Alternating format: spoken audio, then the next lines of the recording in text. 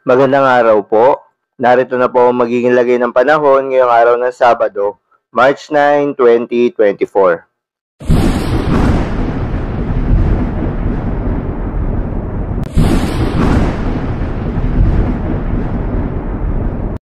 Sa kasalukuyan nga ayon sa Pag-asa, itong northeast monsoon o hanging amihan ay bahagyang lumakas ang pag-ihip at ramdam na nga ito sa northern at central Luzon. Samantala itong easterlies o yung mainit na hangin galing sa karagatang Pasipiko ay nakakaapekto naman sa lalabing bahagi ng ating bansa. Magandang balita naman dahil ayon sa Pag-asa ay walang binabantayan na low pressure area o bagyo sa loob at labas ng ating Philippine Area of Responsibility na maring makaapekto sa ating bansa for the next 3 to 5 days. Para naman sa lagay ng panahon ngayong araw ng Sabado dito sa Luzon, patuloy pa rin yung pag-iral ng amihan kaya asahan ng unti-unting pagbaba ng temperatura lalo na sa northern at central Luzon area. Lalo na yan sa madaling araw hanggang sa papaumaga. At generally, magiging maulap ang kalangitan, particular na sa Cagayan Valley, Aurora, pati na rin sa ilang areas ng Cordillera Administrative Region.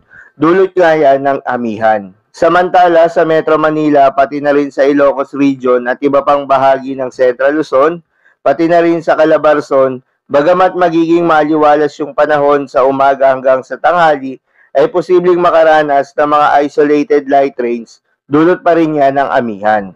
Sa bahagi naman ng Bicol Region, pati na rin sa Mimaropa, posible ang mga isolated rain showers dala ng mga localized thunderstorms.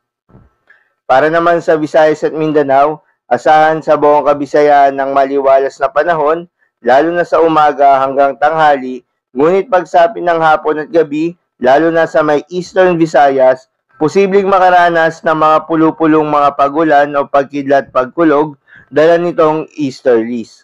Sa bahagi naman ng Mindanao, wala namang inaasahan na malawakang mga pagulan at generally magiging maliwalas ang panahon sa maghapon.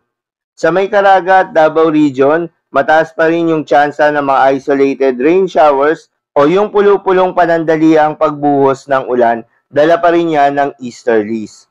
Para naman sa lagay ng mga dagat baybayin, ayon sa Pag-asa ay wala namang nakataas na gale warning sa anumang seaboards ng ating bansa.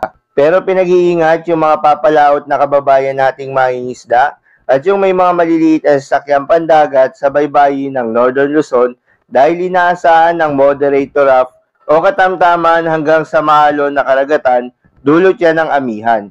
Sa nalalabing bahagi ng ating karagatan, generally magiging banayad hanggang sa katamtaman ang mga pag-aalon.